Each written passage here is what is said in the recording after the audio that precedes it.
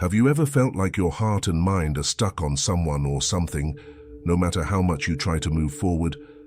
Like no matter what you do, their presence, whether they're physically around or not, just won't let go of you. It's exhausting, isn't it? You find yourself thinking about them constantly, replaying conversations, analyzing their words, or even waiting for a message that never comes. I get it. It's hard. And it's okay to admit that. But here's something you need to hear. Emotional detachment isn't about shutting off your feelings or becoming someone you're not. It's about reclaiming the parts of yourself that have been consumed by someone else or by a situation that no longer serves you. It's about you, finding your peace again. In this video, we're going to talk about why emotional detachment matters, why sometimes the bravest and kindest thing you can do for yourself is to step back, let go, and create space for your own growth. The first sign that it's time to emotionally detach is when you feel drained around certain people or situations. Have you ever noticed how some interactions leave you feeling completely exhausted, as though every ounce of your emotional energy has been sucked away? This feeling goes beyond being physically tired. It's a deeper exhaustion that lingers, affecting your mood, your clarity, and even your motivation. This emotional fatigue is a clear indicator that something isn't right. It often stems from relationships or environments where there's an imbalance, where you're constantly giving but not receiving, or where your needs and emotions are overshadowed by someone else's. Over time, this imbalance takes a toll, leaving you feeling depleted and disconnected from yourself. Think about the moments when you felt this way. Maybe it's with a partner who always needs reassurance or a friend who leans on you for emotional support without ever offering the same in return. Or perhaps it's a family member whose constant demands make you feel like you're walking on eggshells, trying not to upset them. These situations aren't just draining, they're unsustainable. One of the reasons this happens is because we often take on roles that aren't ours to fill. You might feel like it's your responsibility to fix someone else's problems, to always be there for them, or to make sure they're happy, even at the cost of your own well-being. At first, it might feel like you're being helpful or supportive. But as time goes on, it becomes clear that this dynamic is leaving you emotionally spent. It's important to recognize that this kind of exhaustion doesn't happen overnight. It builds gradually, often without you even realizing it. You might start by saying yes to small requests, thinking it's no big deal. But over time, those requests pile up, and before you know it, you're carrying a load that feels impossible to bear. The impact of this is profound. When you're constantly giving your energy to others, there's little left for yourself. You might notice that you're more irritable, less patient, or that you've lost interest in the things that used to bring you joy. Your mind might feel clouded, and tasks that once felt manageable now seem overwhelming. One clear sign of this kind of emotional drain is when you start to dread interactions with certain people or situations. You might feel a sense of relief when plans get cancelled, or notice that you're avoiding phone calls and messages. These feelings aren't random. They're your body and mind sending you a signal that something about this dynamic isn't healthy for you. The key to addressing this starts with awareness. Take a step back and reflect on your relationships and environments. Ask yourself, are there certain people or situations that leave you feeling worse after interacting with them? Are you giving more than you're receiving? Do you feel like your needs are being overlooked or dismissed? Once you've identified the source of your exhaustion, the next step is to set boundaries. Boundaries are an essential tool for protecting your emotional energy, and they're not about shutting people out. They're about creating a balance that allows you to care for others without sacrificing yourself. Setting boundaries can feel uncomfortable at first, especially if you're used to putting others' needs ahead of your own. But it's an act of self-respect and self-preservation. For example, you might decide to limit how often you engage in certain conversations or politely decline requests that feel overwhelming. These small actions can make a big difference in preserving your energy and restoring your sense of balance. In addition to setting boundaries, prioritizing self-care is crucial. Self-care isn't just about pampering yourself. It's about taking intentional steps to nurture your well-being. This could mean carving out time for activities that bring you joy, practicing mindfulness to reconnect with yourself, or simply allowing yourself to rest without guilt. Another powerful way to combat emotional exhaustion is to reconnect with your own needs and desires. When you're constantly focused on others, it's easy to lose sight of what you want and what makes you happy. Take time to reflect on the things that bring you fulfillment and make a conscious effort to incorporate them into your life. It's also helpful to surround yourself with people who uplift and energize you. Think about the relationships in your life that feel balanced and supportive. The ones where you can be yourself without fear of judgment or criticism. These connections are invaluable, and they remind you of what healthy interactions look and feel like. Remember, feeling drained isn't something you have to accept as normal. It's a signal that something in your life needs to change. And while it might feel difficult to address at first, taking steps to protect your emotional energy is one of the most empowering things you can do for yourself. The first sign, that feeling of being drained around certain people or situations, is your mind and body's way of telling you that it's time to let go. It's time to prioritize your peace and create space for the things that truly nourish your soul. By acknowledging this and taking action, you're not just detaching from what no longer serves you, you're reclaiming your power and your sense of self. When you're constantly feeling drained, it's natural to search for something or someone that will bring you relief, even if only temporarily.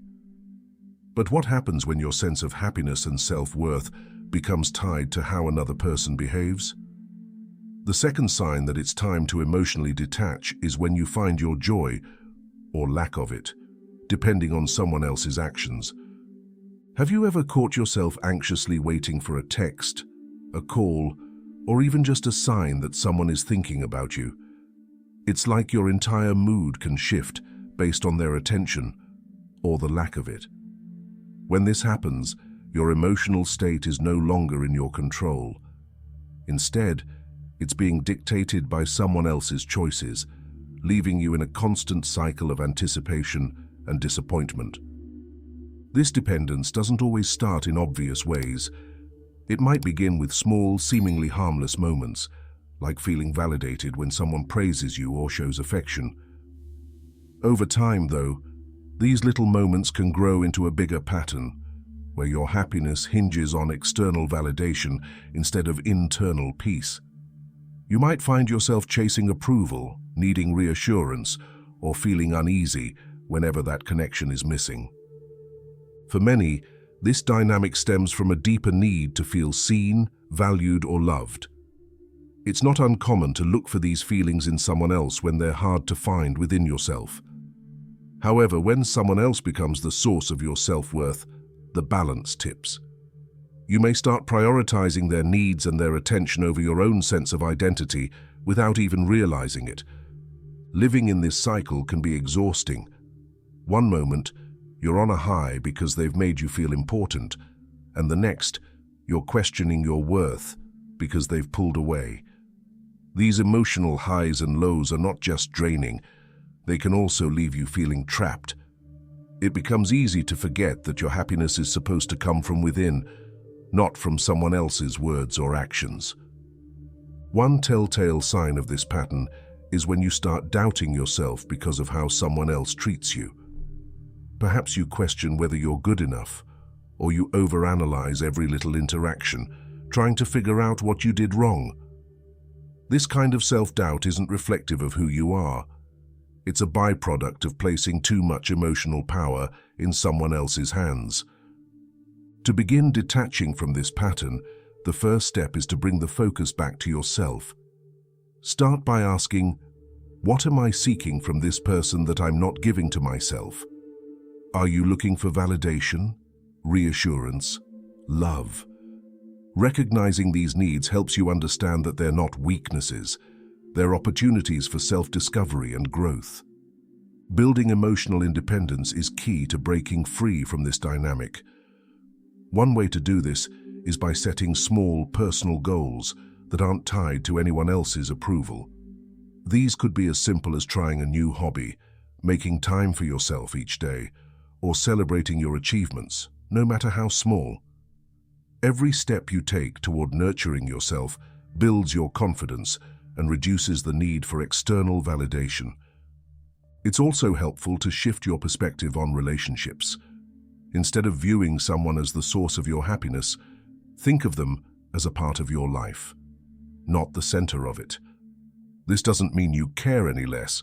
It simply means you're creating space for your own emotional well-being alongside your connections with others. Another important practice is mindfulness. When you notice your emotions spiraling because of someone else's actions, take a moment to pause. Breathe deeply and remind yourself that their behavior doesn't define your worth. Mindfulness allows you to create a gap between their actions and your reactions, giving you the power to choose how you feel instead of letting those emotions control you. Finally, surround yourself with activities and people who uplift you without conditions. Think about the last time you did something purely for your own happiness, something that wasn't influenced by anyone else. Maybe it was reading a book, going for a walk, or spending time with a supportive friend. These moments of self-care and joy are reminders that your happiness is yours to create, not something you have to wait for from someone else. When you start to untangle your emotions from someone else's actions, you're taking a step toward freedom. It's not an easy process, but it's one of the most empowering changes you can make. Reclaiming control of your happiness allows you to build a stronger foundation within yourself, one that no one else can shake. When you find yourself relying on someone else for your happiness, it's easy to get caught in a pattern of overthinking. That's where the third sign comes in. You constantly replay conversations or scenarios in your mind. This isn't just a fleeting thought here or there. It's an endless loop that keeps you stuck, draining your energy and stealing your peace. There's a moment when it starts. Maybe it was something they said, or perhaps it was a situation that didn't go the way you'd hoped. And suddenly, you're analyzing every word, every gesture, trying to decode their intent or figure out if you did something wrong. This mental replay doesn't bring clarity. Instead, it ties you to the past, making it impossible to move forward. What makes this cycle so difficult is how subtle it can be at first. You might start with a harmless "what if?" and before you know it, you're replaying the same situation in your head for hours, dissecting every detail. It's like running a race where the finish line keeps moving. You never get any closer to an answer, but you keep running anyway.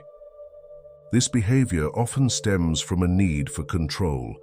When something feels unresolved or unclear, your mind tries to fill in the gaps by creating possible explanations. But these imagined scenarios don't provide the resolution you're looking for. Instead, they leave you feeling more anxious and stuck in a spiral of doubt and uncertainty. One of the biggest challenges of constantly replaying conversations is how much it takes away from the present moment. While your mind is stuck in the past, life is moving forward without you. You miss opportunities to engage with what's happening now because you're so focused on what's already happened or on what you fear might happen next. For some, this pattern becomes so ingrained that it feels like a natural part of life. You might even convince yourself that overthinking is helping you prepare or avoid future mistakes. But in reality, this habit often creates more stress, making it harder to trust yourself or your instincts. Breaking free from this mental replay starts with awareness. The next time you catch yourself obsessing over a past conversation, ask yourself, is this helping me Or is it holding me back? Recognizing the difference is the first step to interrupting the cycle. Another helpful technique is to shift your focus outward. When your mind is stuck in overdrive, engaging in something physical or creative can help ground you in the present. Go for a walk, listen to music, or write down your thoughts. These activities can act as a reset, giving your brain the space it needs to let go. Mindfulness is another powerful tool. When you find yourself replaying scenarios, take a few deep breaths and bring your attention to what's happening around you. What do you see, hear, or feel in this moment? Redirecting your focus can help quiet the noise in your mind and remind you that the present is where your power lies. It's also important to challenge the stories your mind creates. Often, the scenarios we replay are filled with assumptions and what-ifs that may not even be true. Ask yourself, do I know this for a fact, or am I imagining possibilities? This simple question can help you separate reality from the stories your mind is crafting. As you work on breaking free from this pattern, remember to be kind to yourself. It's easy to get frustrated when you realize how much time you've spent stuck in your thoughts. But detaching from these mental loops isn't about perfection, it's about progress. Each time you choose to redirect your focus, you're taking a step toward greater peace and freedom. When you let go of the need to replay conversations or scenarios, you're not just breaking a habit, you're reclaiming your time, your energy, and your presence. When your mind is stuck replaying conversations, it's often because you're searching for answers, trying to hold on to something that feels uncertain. This brings us to the fourth sign. You fear losing the relationship despite the pain it causes. Even when the connection feels like it's draining or hurting you, the thought of letting go is terrifying, as though you might lose a part of yourself in the process. Fear of loss can feel all-encompassing. It lingers in the background, influencing your decisions and making you cling to something that may no longer serve you.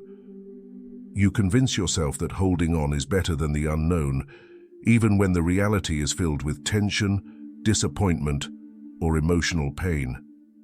This fear isn't just about the other person, it's about the stories you've told yourself about what their presence means to you.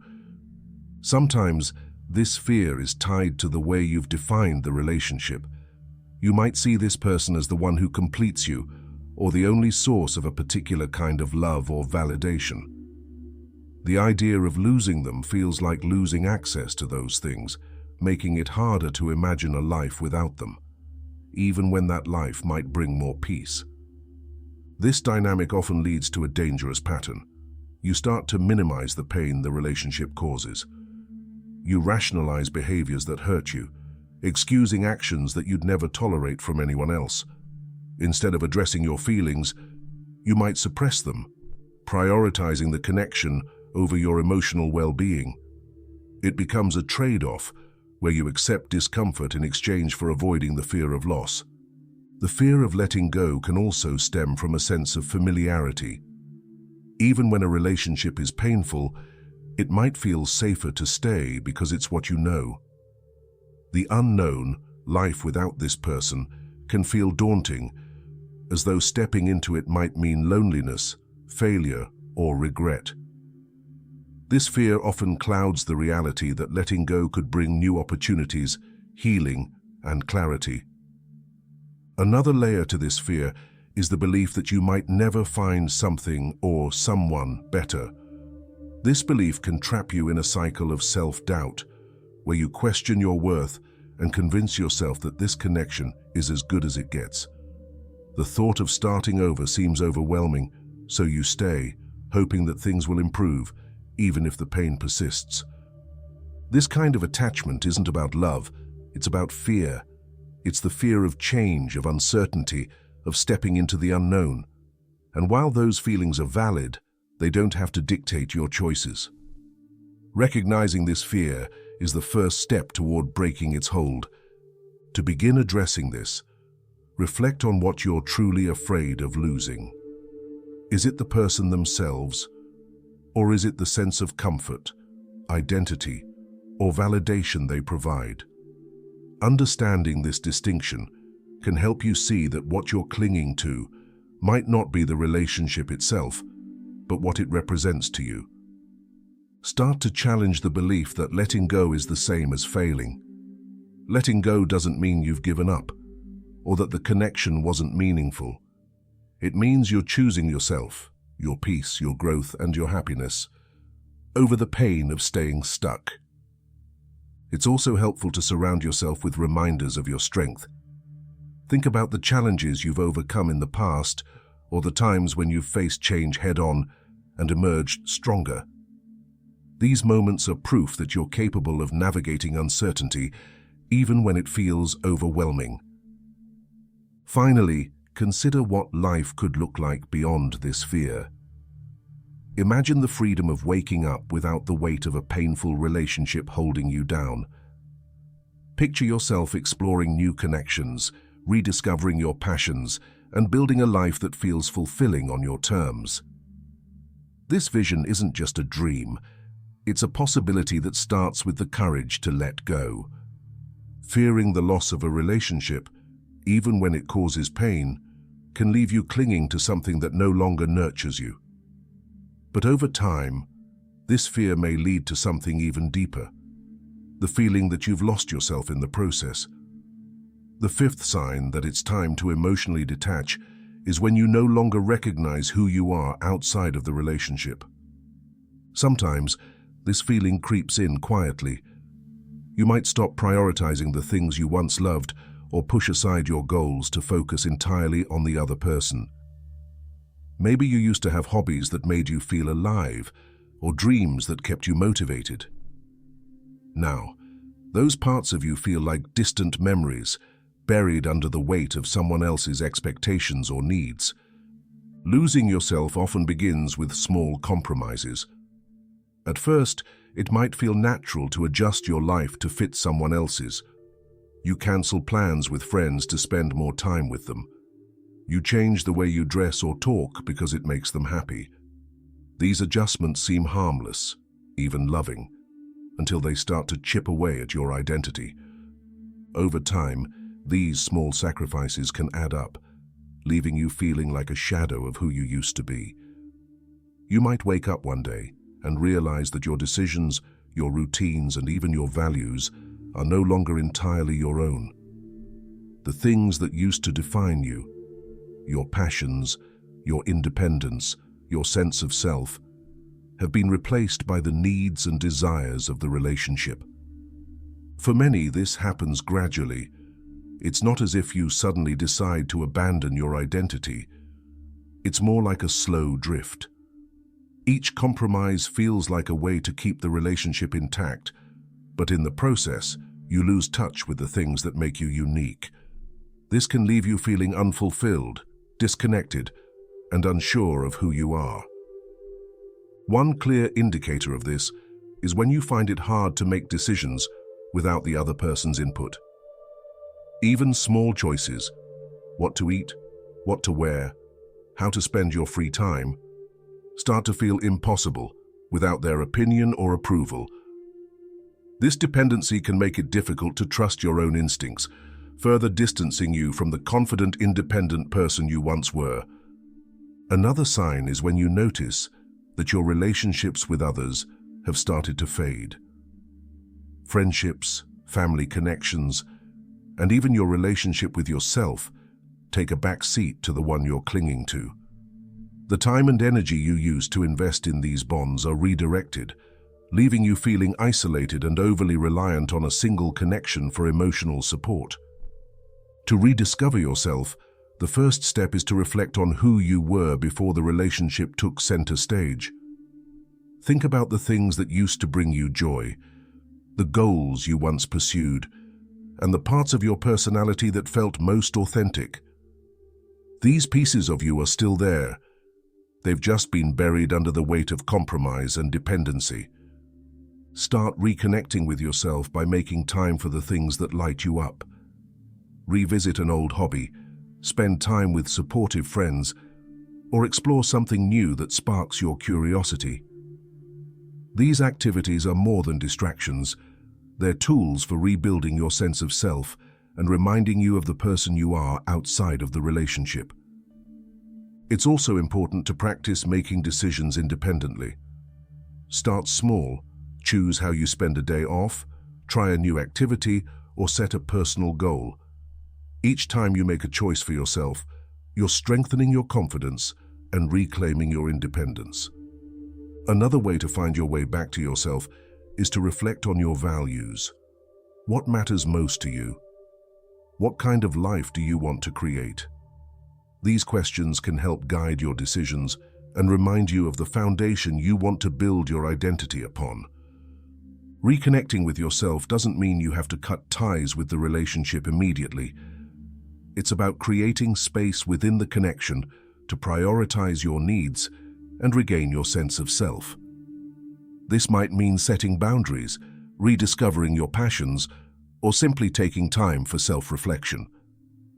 When you feel like you've lost yourself in a relationship, it's not too late to find your way back.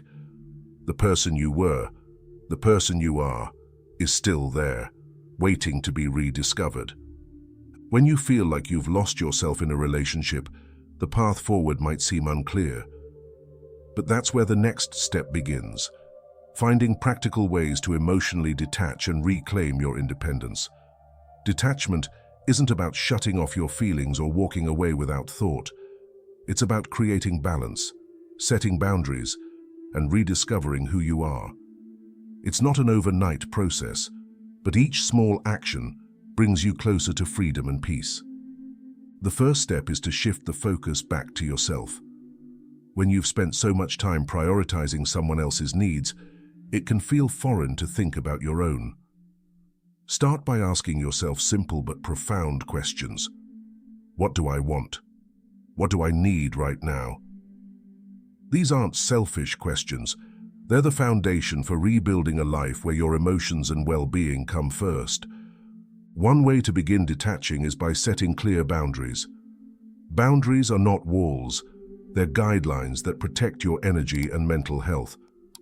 For example, if you've been constantly available to someone who drains you, consider limiting how often you respond to their messages or calls. If a conversation starts to feel overwhelming, it's okay to step away. These small but intentional actions signal to yourself and to others that your peace matters. Journaling is another powerful tool in this process. Writing down your thoughts helps you process emotions that might feel tangled or overwhelming. Start by reflecting on the moments when you feel most drained or stuck. What triggers those feelings? What patterns do you notice? Putting these thoughts on paper can bring clarity and help you see where adjustments are needed. Reconnecting with your sense of self is also essential. Think back to a time when you felt confident and fulfilled. What were you doing? Who were you surrounded by? Often, emotional detachment requires revisiting the passions and values that have been set aside. If you loved painting, running, or spending time outdoors, find ways to bring those activities back into your routine. They're not just hobbies, they're pieces of your identity. Another practical step is to practice mindfulness. Emotional detachment often feels difficult because your mind is stuck in the past or future. What happened? What could have been? Or what might happen next? Mindfulness anchors you in the present. It could be as simple as focusing on your breath, noticing the sensations around you, or taking a moment to appreciate something small, like the warmth of the sun or the taste of your favorite tea. Surrounding yourself with supportive people can also make a significant difference. Emotional detachment doesn't mean isolating yourself. In fact, it often involves leaning on healthy connections. Reach out to friends or loved ones who uplift and energize you. These relationships remind you of your worth and show you what balanced mutual support looks like. As you work on detaching, it's important to challenge the stories you've been telling yourself. Maybe you've convinced yourself that you need this person to feel happy, or that letting go means failure. These beliefs aren't truths, they're fears. Question them. Ask yourself, is this thought helping me, or is it holding me back? Reframing these narratives helps you take control of your emotions and rewrite your perspective. Visualization is another powerful tool. Picture your life without the emotional weight you've been carrying. Imagine waking up with a sense of lightness, feeling free to make choices that align with your happiness. This mental exercise isn't just wishful thinking, it's a way to train your mind to see what's possible beyond attachment. Developing self-compassion is also vital in this process. Emotional detachment can bring up feelings of guilt or self-criticism. You might think, why didn't I do this sooner? Why did I let it get this far? But remember, detachment is a journey, not a destination. Treat yourself with kindness, acknowledging that every step forward, no matter how small, is progress. Another key aspect of detachment is reducing reliance on external validation. It's easy to fall into the trap of seeking approval from others, especially when you've been deeply connected to someone. Instead, start finding ways to validate yourself. Celebrate your achievements, no matter how minor they may seem. Remind yourself of your strengths and what makes you unique. As you take these steps, there will be moments of discomfort. Emotional detachment requires stepping outside of your comfort zone and challenging patterns that may have felt familiar for years. But discomfort is a sign of growth. It means you're moving towards something better, even if it feels uncertain at first. Most importantly, be patient with yourself. Detachment doesn't happen all at once, and it's okay to have setbacks. What matters is that you keep moving forward, one intentional choice at a time. As you begin taking practical steps toward emotional detachment, a shift starts to happen. You begin to realize that letting go isn't about losing, it's about gaining something far more valuable: emotional freedom. This freedom isn't just about breaking ties with someone or something that no longer serves you. It's about reclaiming control over your life and your happiness. Emotional freedom allows you to wake up without the weight of someone else's influence on your mood or self-worth. It's the space to breathe deeply, make decisions with clarity, and feel a sense of peace that doesn't rely on external factors. It's a kind of liberation that lets you reconnect with who you are at your core, separate from the roles or expectations others may have placed on you. For many, this freedom begins with small but meaningful realizations. You might notice how much lighter you feel when you spend time doing something for yourself, without worrying about how someone else will perceive it. You start to trust your instincts again, rediscovering the confidence to make choices that align with your values and desires. Emotional freedom also brings a renewed sense of energy. When you're no longer tied to the emotional ups and downs of someone else's actions, you have more space for things that truly matter to you. The hobbies you once loved, the dreams you put on hold, and the relationships that uplift you suddenly feel closer and more accessible. In this newfound space, you start to see yourself differently. Instead of defining yourself through the lens of others, you begin to appreciate your own resilience and strength. You realize that you've made it through challenges you once thought were impossible, and you carry those lessons with you as a reminder of what you're capable of. This freedom doesn't mean you stop caring for others. It means you've learned how to care for yourself too. You understand that your well-being is just as important as the connections you share. With this balance, your relationships become healthier, built on mutual respect and understanding rather than dependency or sacrifice. There's also a quiet power in knowing that you can handle life's uncertainties without fear of losing yourself. Emotional freedom isn't about avoiding attachments altogether. It's about approaching them with clarity and confidence, knowing that you are whole and complete on your own. As you embrace this freedom, you may find yourself drawn to new possibilities. Perhaps it's exploring a passion you've always dreamed of pursuing, or simply savoring the peace that comes with no longer being tied to something that held you back. Emotional freedom gives you the courage to take those steps, knowing that your happiness is firmly in your hands.